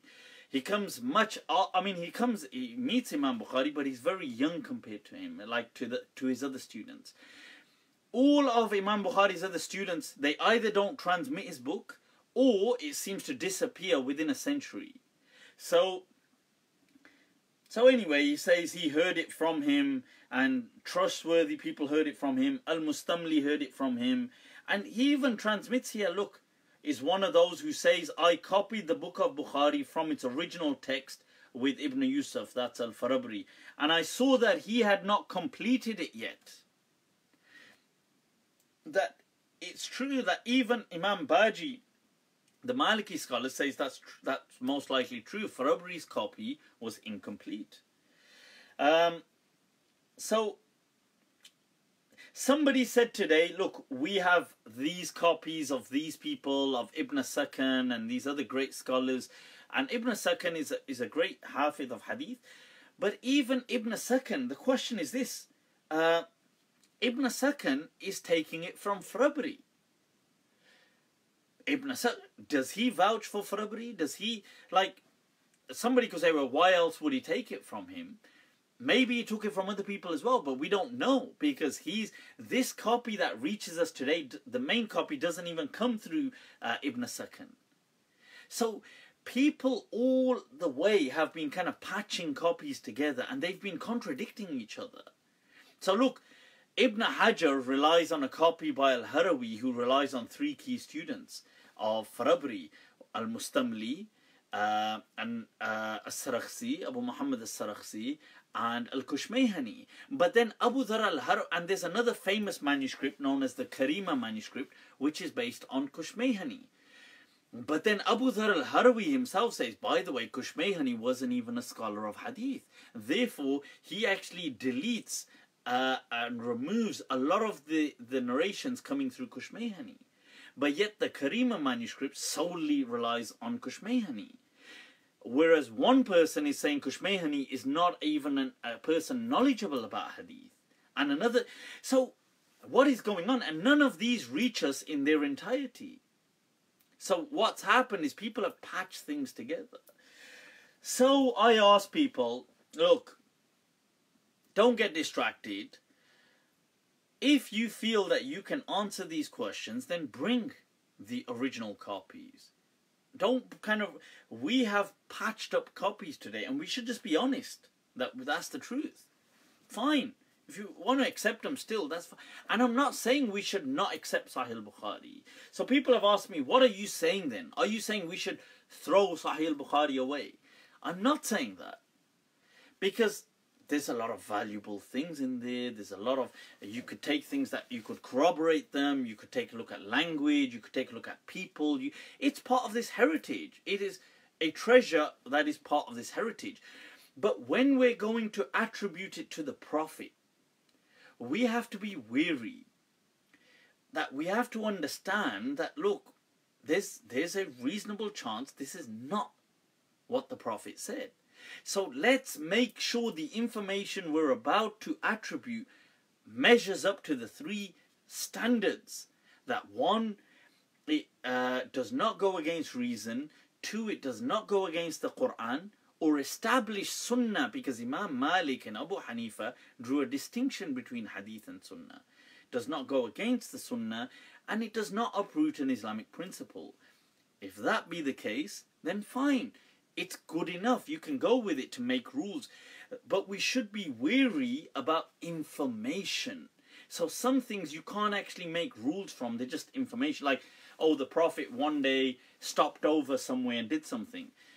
Like, that's not a ruling. That's just information. the problem with information, sometimes it's fine, but sometimes it's got horrendous things in there, like the Prophet married a child. This comes to us through these isolated narrations. Now you think, well, and it contradicts itself within Bukhari on several other, in some narrations, Aisha seems to be much older, not to do with the marriage, but in other things she's talking about, oh yeah, I remember when I was in Mecca and that surah came, I was a girl that I could understand that surah and I could, but to be so, you would have had to have at least been so old. But according to this narration, you would have been 1 year old, or 1 year old or 2 years old. Now, that doesn't make any sense. So, according to another narration in Sahih Bukhari, she was participating in battles when 15, 14-year-olds were being turned back. So she obviously, by that time, must have been much older. Because a 15-year-old boy is still, even if a girl was like 16, taking a 14-year-old boy on a battle would be of more use than taking like a 15-year-old girl even, or 16, and definitely than taking a 10-year-old girl. So it doesn't make any sense, and that's in Sahih Bukhari. So people, we need to kind of look at the whole narrative. And this thing about, I want to add a note here. Some people said, this thing about, since I've mentioned about the Prophet, this hadith about trying to say the Prophet married a child. This is false. It's nonsense. I'm making that very clear. It's nonsense. And I made a comment on my Facebook post because somebody shared something by somebody saying, you should listen to this person.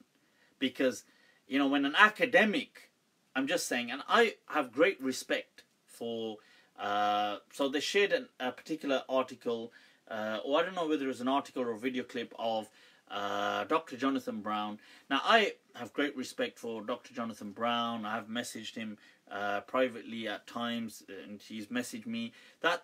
And I have the utmost respect for him as a person. However, this article or this book or whatever it is, I think he wrote it a long time ago. I don't know if that's his opinion today. I sure hope it isn't.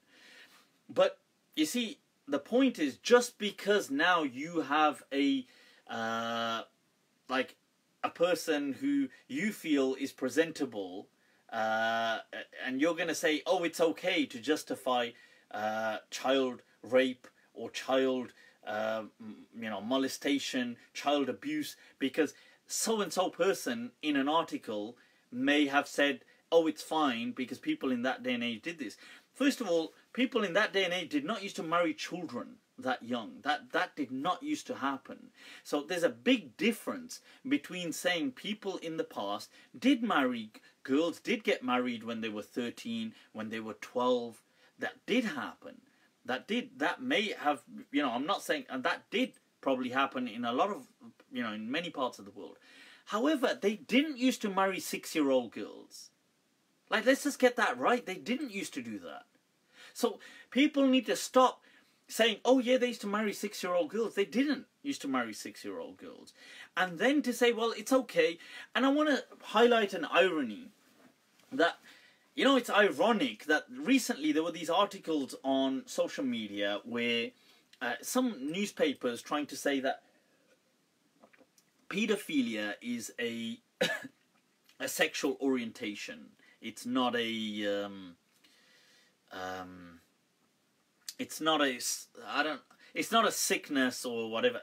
They were trying to say that it's a sexual attraction to children is an orientation. It was some article being shared on social media, and people are condemning that, and I think rightly so. I would agree that, what the hell, that this kind of and it's not about the academic side in it. The academic side, I think, fine, people can listen to that, but you've got to understand that this is clearly leading to just child abuse, right? So, unflinchingly, I would condemn that because it leads clearly to child abuse. But okay, put that aside for a moment, that article. Muslims were sharing this and saying, oh my God, and they're going, and I would say, I would agree with them in condemning this. They're saying, oh my God. Yet they were the same Muslims, some of these, who are saying, yeah, but the Prophet married a 7-year-old. Like, they are the same people who are saying, yeah, but the Prophet married a 9-year-old. Oh my God, but this person saying he's attracted to a 10-year-old is like, is so disgusting. But, oh, but the Prophet married a 10-year-old. Oh, but, no, but it's okay because 10-year-old girls back then looked like 20-year-olds. Wait, what? 10-year-old, 9-year-old girls look like what? Like 20-year-olds. What kind of steroids were they feeding them? Like, what do you think that? What do you think they were feasting on steroids? Of course they weren't. They were malnutritioned, if anything. They were suffering. They weren't living like feasting. What do you mean? Like, oh, a 7-year-old girl used to look like an 18, 19-year-old girl. What the hell are you on about? What kind of a stupid response is that? So we need to be clear, and I made this statement that, look, we as Muslims owe it to the Prophet. We as Muslims who believe in Allah and His Messenger owe it to the Prophet to not describe him as a paedophile and to condemn these narrations. So that's what I would say, and I strongly urge that. And I do feel that Muslims have, because of their denomination and their sectarianism, they've given in and compromised the honor of the Prophet. So that's you know, so just to kind of clarify that. So yeah, I think I should move on to some other questions now. People be like, what the hell, this person like you. But it's true. But look, people today, let's face it, people are going to say, well, why are you, condemning, oh, so-and-so scholars haven't condemned this. Well, firstly, we're not responsible for what scholars did. But it's like you would today, like people today, most people in the world today would condemn slavery. It's true. Most people, I hope all people, but there are unfortunately, amongst humanity certain shayateen, as Allah says in the Quran, that, min al-ins, the shayateen, the devils of mankind, that may think differently, but I think most people around the world today would see slavery as an abomination that it is. Now the question is, you see, in the past people looked at things differently, I accept that, but in my understanding, Islam set a trajectory that when mankind would reach that, it would become haram, and hence the Maliki ulama were amongst the first ulama, like some of the great scholars of Timbuktu. It just sounds funny when you say Timbuktu, but it's true. And from Mali and places like this, some of the great Maliki ulama issued fatwa way before slavery was abolished in the Western world, saying that slavery is haram. Right, because the human ethics had reached that stage. So now, you see, because today the world would seem, hopefully, most of the world would see this to be a wrong. Imagine you time traveled and went back to the past. Like, imagine we went back 500 years and you saw a slave. Would you not see in the right of the slave to rise against his master and rebel and just run off? Wouldn't you see that as a right that he has? And I would say, of course. But yet, many of those scholars would have written differently. So, you see, my point is, what I'm trying to say, even with these things, you can't use because they just lived in a time where they were part of a system, and they just, because they didn't know any different, they just went with it.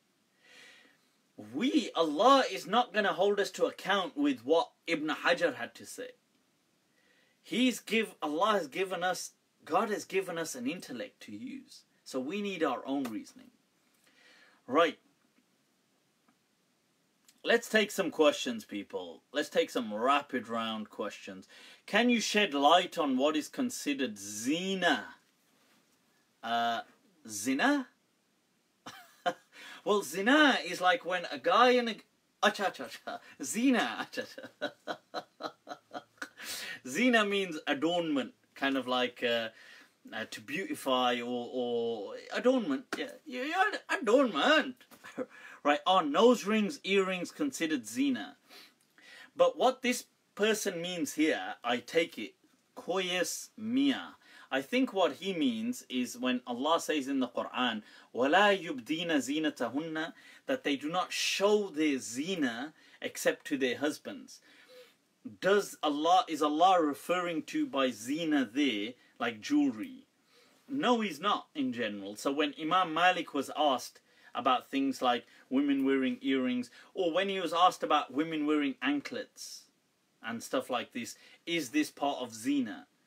Like, is this something that women ought to not wear, for example? Or women wearing henna and, you know, like, which would be today the equivalent of like nail polish or varnish and nails and all these kind of things.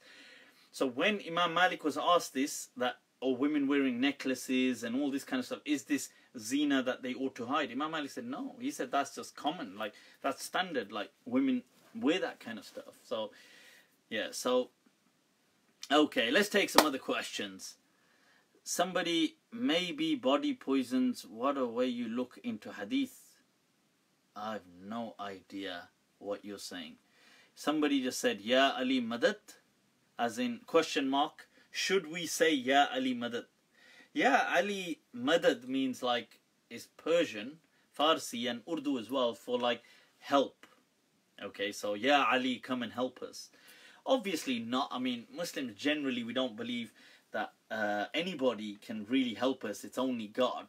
In that sense, like people, spirits don't come and help you. But then, you know what it is, like Muslims, like we're so confused because we all have like double standards in everything.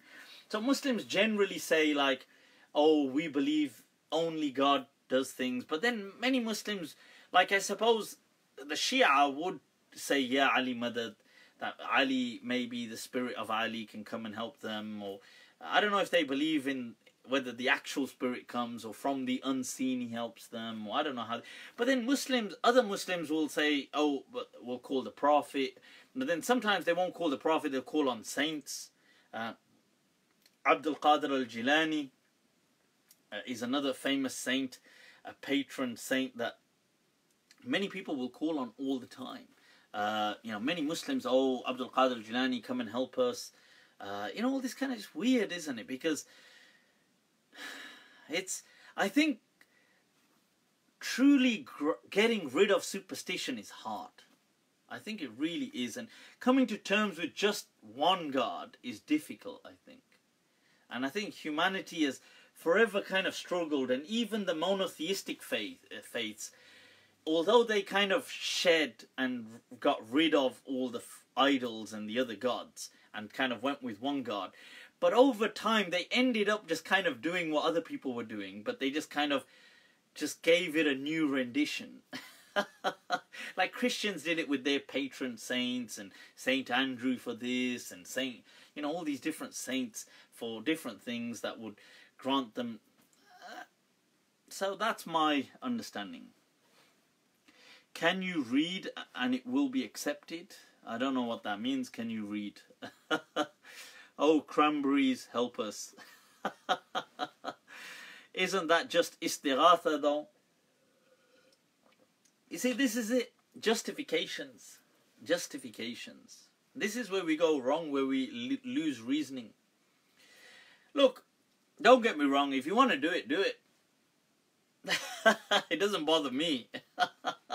But I'm just pointing out inconsistencies, that's all. I'm not going to go mad at people like, oh, this is shirk and you're mushrik and stuff. People do whatever the hell they want. It doesn't bother me. But I'm just highlighting inconsistencies. Like, how can you, on one hand, want to shed superstition, and then on the other hand, endorse superstition? It doesn't make any sense. Princess Chauhan said, read my comment. And then nothing more. Did Umar radiallahu anh take back the bracelets of Kisra? No, he actually, in the narrations I've read, he gave them to Suraqa. Chauhan has said, please, well, if you post your comment, I can read it, for God's sake. Just going on, read my comment. There's no comment there beyond those words. Do women have to cover hair and head? I've highlighted this before, that there is a, especially in recent times, there's some difference of opinion. Generally, most Muslims feel that there's a spectrum of views. Most Muslims believe that women must cover their hair. Okay. Now, some Muslims have felt that no, that's not necessary, it's just modesty. And amongst those of recent times, people like Sheikh Khalid Abu Fadl, you've got Sheikh Allama Javed Ghamidi, and other people as well. So, you know, you've got certain people today. The issue is really, when you look at the evidence in the Quran and Sunnah, there isn't actually anything in the Quran and Sunnah that clearly states a woman has to cover her hair. It simply, you can infer inferential data, but nothing like categorical. Therefore, it led to this discussion. But then there seems to have been a Muslim culture that appeared within maybe a century or two that definitely seems to say that women ought to cover the hair. And then Muslim culture seems to have just persisted in that manner along the way. The verse of the Quran seems to say, well, women should... the verse of the Quran seems to say that women should cover their bosoms with their headcloth. Now the question here is it asking them to wear a headcloth? Those who say, and most people have said yes, why else did God say cover it with the headcloth? Because the verse is clearly not addressing here to start off with. It's talking about them covering their bosom, because mainly women, they would wear like these low-cut necks, and you could see a great amount of cleavage, and as you can imagine, it would distract. It would kind of, the traffic would kind of like go off. Obviously they didn't have cars, but the camels would be crashing. Right, so, you know, you get all these accidents happening by these billboards. People are like, huh? Oh, damn. How am I going to explain this one? Right, so, this is the camel would, so they would have these kind of, you know, there was that meme by that Bacala, what's his name? Bacalu Papito, whatever, that guy, where he says, I crash camel in bridge. I know que, you know. But anyway, the question was about covering their kind of breasts and covering that. So Allah said use the headcloth, the khimar, because they used to wear, generally the Arab women would kind of tie the thing and they would just let it hang and it would be long. So why not pull it forward and you could cover the... Now the question is, does that mandate that they wear a headcloth? This would be the equivalent of me, like if I give you an analogy of saying, let's say if we're walking through dangerous territory, and I said, right, those of you that are wearing a watch, like let's say we have fear of being robbed, and I said, okay, right, anybody with a watch, cover it with your sleeves. Am I also mandating that everybody ought to wear sleeves, or am I simply saying that you should, if you cover it with your sleeves, and if you don't have it, then just hide your watch? What am I saying? Now, the nature of language is that it's ambiguous. So this became the kind of, this is the discussion, the center of discussion. So there isn't anything clear, per se, that in the Quran that Allah is saying cover your hair, or any categorical hadith that is clearly established. So there are some hadith, but they all have problems with the chains. Now, however, and there's some discussions you see in the early Muslim communities, like in Imam Malik's time, he seems to have some opinions that show that the hair is not as mandatory, like he will say that a woman doesn't need to cover it in front of her kind of servants and slaves. He said she doesn't need to cover it in front of her in-laws. Other scholars said she did, but Imam Malik drew a distinction. They don't put it as part of the core aura. They say it's the extended aura, stuff like this. Now so there's some discussion going on, but then it seems to it seems to have kind of been drowned out quite early on then, and then Muslim culture seems to have stabilized as women do cover their hair, and then that seems to have kind of persisted along the way, and then recently it's been questioned again. So that's why we're getting this all this kind of thing. I would just say, look, all of this is part of the Islamic discourse. That's what I'd say. I mean, it's up to people what they kind of go with in the end. There's no force regarding matters of the deen. La ikraha fi deen. One thing clear is that Islam emphasized modesty as an ideal. So I hope that's of some help. What's more authentic, Bukhari or Muwatta? Unquestionably, the Muwatta of Imam Malik is more authentic. Somebody is saying, what is the deal with Hoopy? Oh, Hudhud. I've answered that before. Point of making so many planets and galaxies with such a large universe. What's the point? Chalo, I'll ask God. Huh? What's the point? Huh? Should I stress it? Should I go like that? Like, or what should I? So, right. So that's the. Obviously, I mean, this is the way the universe has been created. The way the universe expands. This is from the amazing creation of God, I guess. Princess Chauhan. That's 3 times I wrote a big essay now. Well, princess, you can post it again. If not, you see, that's somebody who's definitely living in where the world revolves around you. Well, I've got news for you, princess. The world does not revolve around you. If you don't want to post it, don't post it. Right? So, anyway, let's take some rapid questions and we'll bring this to an end, people. That's, why do you drink with your left hand? Ah, get lost. Right, so reverse camera, for God's sake. She's asking if your prayer is valid if you drank the night before. Yes, prayer is valid. Okay. You know, being drunk, obviously, if you're drunk, you wouldn't be praying at that time. But your prayer is valid. The hadith about 40 days and stuff like that, these things were simply just to discourage people from praying. Oh, sorry, from drinking. It was to kind of like a deterrent. What's your opinion on dawah guys in the UK?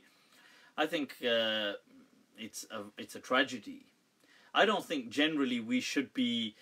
I've said this before and it upset people. I've said one thing. Somebody asked me, what advice would you give to people giving dawah? I said, stop giving dawah. I honestly believe we shouldn't be giving dawah, like, enough. Bas bahut ho gaya yaar. Had kar di yaar. You know, this is it now. It's too much. We've destroyed. How much more do you want to destroy Islam? Jane dijiye yaar. Let it be, man. Islam seriously doesn't need us. What's your advice? Nikahul Nikahul, I think the person wanted to write Nikahul Misyar, which is like those kind of low commitment marriages, but he wrote Nikahul Mismar, like the nikah to a nail. Huh? Yeah. I've got the nail. What do I do with it? Uh-oh. It's just you and me for till death do us part. That's one way you could truly say that it looks like this marriage is going to be the death of me. Marriage to the nail. In other words, he nailed it. Proper nailed it, man. Alright, Patron. Hamza, how's it going, man? Is it true that you're a fake sheikh? Is it true? Wow, I love the integrity. I'll just ask you, is it true that you're a fake Yeah, yeah, I'm fake. Don't worry about it. What did the Prophet mean with ajwa dates? Yeah, I mean, this thing about ajwa dates, in my understanding, the Prophet, what he meant by that, if we accept that hadith to be sahih, this was simply the Prophet highlighting the kind of strength of some, like because the dates was a staple diet of the Arabs, and the Prophet saying, oh, if you ate dates, like, it's so good, not even magic could touch you. It's like, it's in that sense. It's not like, the Prophet wasn't teaching like religion by saying that. He was saying it, emphasized, like when the Prophet said in a hadith that a home or a house which has dates in it, its occupants or its family inhabitants are never hungry. Now that doesn't mean that's not like a religious statement, like, oh, if I put 3 dates in my house now, 3 pieces of date, oh, I'll never be hungry. That's not what the Prophet meant. He's just trying to say that, whoa, like, if you've got dates at home, like, and you're still looking for food, like, that's just a statement, like saying, whoa, like, you're looking for food and you've got dates. Because, by the way, their dates weren't these kind of small, they had the huge, massive kind of dates as well. But, so when he said, like, oh, if anybody ate 7 of these, let alone other things, magic, poison couldn't even harm that person. That's just it's hyperbole. It's like a hyperbolic kind of exaggerated statement just to kind of praise the food. Yeah, like we could say, oh, if you had biryani at home, how could you be hungry? Allah, Allah. Spices at home, huh? If you had a nail at home, how could you be single? This gives a whole new meaning to screws. Yeah, screwed. Right, so anyway, opinion on khatams. Khatams are like just part of folklore, religion and stuff like that. Did Imam Hassan have 90 wives? I mean, I don't know if he had 90, but the general understanding is that Sayyidina Hassan radiallahu anh married on many occasions. I think some people I think they find that offensive, so they've tried to say that these narrations are unreliable. Some of the narrations may be unreliable. I haven't extensively kind of like researched into that. But you have to remember, in that day and age, marriage had a different social understanding. And it wasn't like when you say marriage, you say relationships. Like today, you might say, well, you've had relationships. And people, they have different outlooks on life. Like to some people, the Arabs generally back then didn't have this till death do us part concept. And people had relations. Some of the companions, like Mughira ibn Shu'bah, they say, well, some narrations say he had at least 1,000 wives during his lifetime. And some say, okay, maybe even the modest narrations say he had 300. Huh? What a guy. That's the kind of person that you, after you say Mughira ibn Shu'bah, you say, radiyallahu an. What a guy, huh? Inspiration. Now, relax. Anybody getting so offended, chill out. Relax, man. Relax. And if you can't get relaxed, then look around your house for a nail. Like marrying 1 a month. I think that's about mut'a. I don't know. Some would even dream of having 1,000. I'm sure they would. I'm sure they would dream of having 1,000. But right, okay, people. Any final questions? We can. Right. I don't think. I'll see if there's any. Does the Quran say to give less to women from ancestral property? No. What do you mean by that?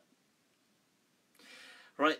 The verse on what the that's like going to be so lengthy that right now we're really just on rapid round. So we've got a 300, one Spartan. I'm just trying to see if there were any questions that come on, let me just quickly Right, okay, I'll just try to see if there's any rapid round. What does the Quran say about, from Marga Attaf, what does the Quran say about forcing their children to wear a hijab? I don't believe that you should force your children to wear hijab. That's my understanding. I believe that Islam, you should bring children up with an understanding, with a value modesty. Okay, that, and then, you know, people will be eager to do things. People will be keen. You know, this force. Now, there's a hadith, an amazing hadith of the Prophet sallallahu alaihi wasallam, where he said that a forceful outlook, it never accompanies anything except it ruins it. And rifq, like subtlety and kindness, that it never accompanies something or is never in something except it adorns it. So this is, so that's really the way. If hadith collection are problematic, how can the practice of Medina be traced back to Imam Malik? The practice of Islam is already preserved. The Sunnah was already preserved through fiqh. Fiqh was less susceptible to corruption because people weren't interested in corrupting fiqh, because it wasn't as authoritative as hadith. So therefore fiqh, but fiqh gives a huge diversity as well.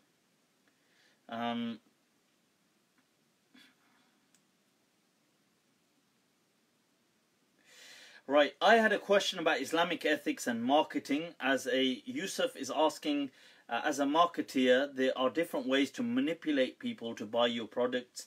Now, manipulating using cognitive biases, is it permissible? That's a really interesting question. I'm going to be honest with you. I think it's really interesting. I think we all do it. It's just the way the world works. But from an ethical perspective, is it really ethical? It's probably not ethical, is it? But I think the world just works like that. You know, like if people are going to promote something, they're going to promote it in a way like, this is the thing, you know. And you're going to manipulate stuff. And I mean, what by manipulation here, I don't understand deception. Deception would be categorically wrong. But manipulation, like where people might kind of use one-sided research, or they might just stress something so people buy into it. And we all do it, but you're right. I don't think it's ethical. What is your opinion on Surah Al-Lahab? Can God curse his own creation? You know, this is interesting because my understanding of Surah Al-Lahab, you know, Tabbat Yada Abi Lahab, that, you know, may Abu Lahab, the one of flame, the one of the one who's kind of doomed, and his spouse as well, you know, the one supporting him as well. Like what do they have to avail? Like these who just want to gather wealth and gold and amass it. And my understanding is that this verse wasn't specific. This was not really to who we now call Abu Lahab, the uncle of the Prophet. Abu Lahab, the uncle of the Prophet, that was not his name. He got given that name after this. So I think this is kind of reverse engineered. That this surah was just a general surah. Allah wasn't speaking about him per se. Although he equally, at the time, fit the bill. So it's basically if the shoe fits. So because he was like a ripe character at the time that fitted that description, Muslims started to call him Abu Lahab. Like they started to call Abu Jahl. But this was not their name. Abu Jahl wasn't called Abu Jahl. Abu Lahab wasn't called Abu Lahab. Now, Abu Lahab meant the one of flame, or the one could argue of gold, because gold has that kind of shine to it and that kind of flame thing to it. And this was about people who are so immersed in the world that they, like the verses are exactly what they are. And those who support them, trying to adorn themselves and trying to prevent the message of the Quran, this is who the surah condemned. But that, yes, as a, you see, it was a template, and yes, it fit the bill with the specific uncle of the Prophet, Abu Lahab, who became known as Abu Lahab later on. So that's my understanding, okay, of that. Now, did Imam Malik ever give a ruling contradicting the Amal? No, not the Amal of Medina in general. What is your response to saying that the Prophet was poisoned? This is ridiculous that the Prophet was poisoned. This is such a... And I want to do a detailed response to this, inshallah, next week. But the Prophet was poisoned and his companion died and he ate from this Jewish woman's house, but his poison lasted. And I saw this ex-Muslim making some kind of a video that was so... It was so poorly made.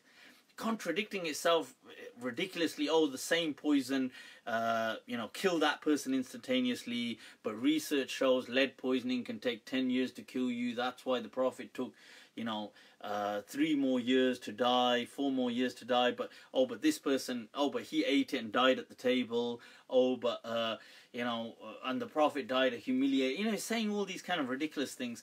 And then he said all these weird things, and he said, I'm going to give the references, but he never gave them. Is it okay to love you for the sake of Allah more than my parents? Huh? I'm not sure what that question means. Abdul Wahid, Ali. What kind of love is going on here? Are you trying to... is it more than my parents? Yeah, see, people ought to love their parents, but sometimes you could have issues, but then you have like a rational love out of responsibility. I suppose if some people had a very tough kind of relationship with their parents, they may struggle to find an emotional love. I think that's a shame and it's a tragedy, but we can't deny that it's not a reality. In that case, they should have a rational kind of love from a responsibility, if that's possible, inshallah.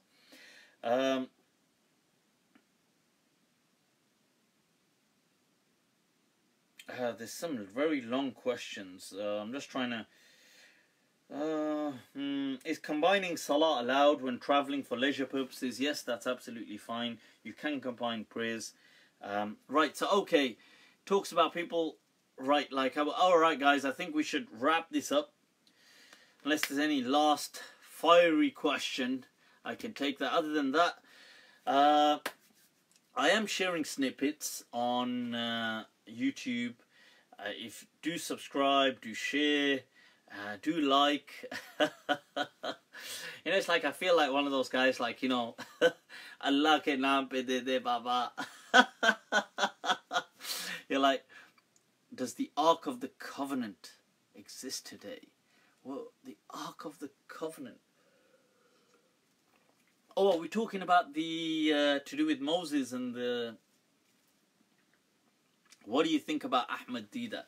Ahmed Deedat was a great person, but obviously he was in a different age, and he everything has positives and negatives, and I suppose he did a really good thing, as in he tackled the challenge of his age, but then he also gave rise to a culture from which we're suffering now.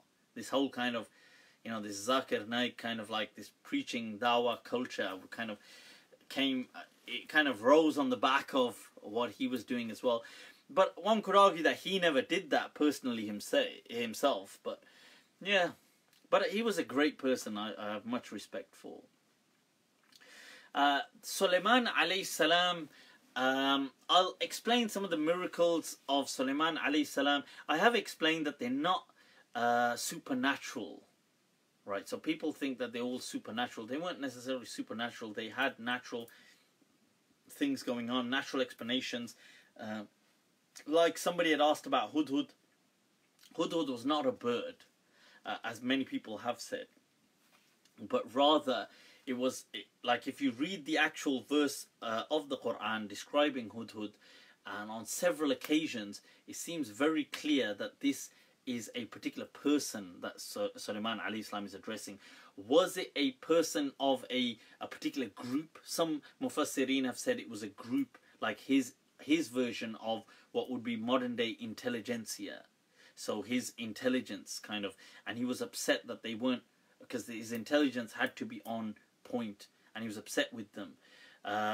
Because if it was a bird, it doesn't make any sense. Like, oh, if the bird, you know, where's the bird? And I'm going to be upset with the bird, and I'm going to slaughter you. And then the bird is coming and saying, and then the bird's reasoning, and the bird's saying, oh, well, I did this and I reasoned. And, you know, birds don't reason. You know, it doesn't work like that. You see, like, what happens is we end up inadvertently making a mockery of the religion. So if you read it, and all the verses, actually, when they speak of Hudhud, you know, that when he says, فَتَفَقَّدَ الطَّيْرِ, that he couldn't find, and they say he called this group طَيْر, because they were like birds, that they would be like falcon-eyed, that they were the intelligentsia that he had, that he looked for them, and he said that, where is Hudhud? That, you know, if, he said, سَنَنْظُرْ أَصَدَقْتَ أَمْ كُنْتَ مِنَ الْكَاذِبِينَ. Why kadhibeen, using the plural for humans? You know, like we will look, were you truthful, or were you from this? Or if you look at all of them, he uses plurals that were always to do with humans. Animals take a different plural. Right, guys, I think we're going to wrap that up. Any issues, give me a shout. Facebook, message me, inshallah. Messenger. Both my pages, you know, I've got my public and my general page. I share things from both. Like them, follow them, add them. If you can, my general one you can add. So, and Snapchat, Malm 2014, MALM, which stands for Mufti Abu Layth al-Maliki. Just a few people have still asked me, what does Malm stand for? And, right guys, YouTube, subscribe. Other than that, take very good care of yourselves, inshallah. And with that, inshallah, I'll leave you. Assalamu alaikum wa rahmatullahi ta'ala wa barakatuh. Inshallah, till next week, much love. Stay blessed. Over and out, people.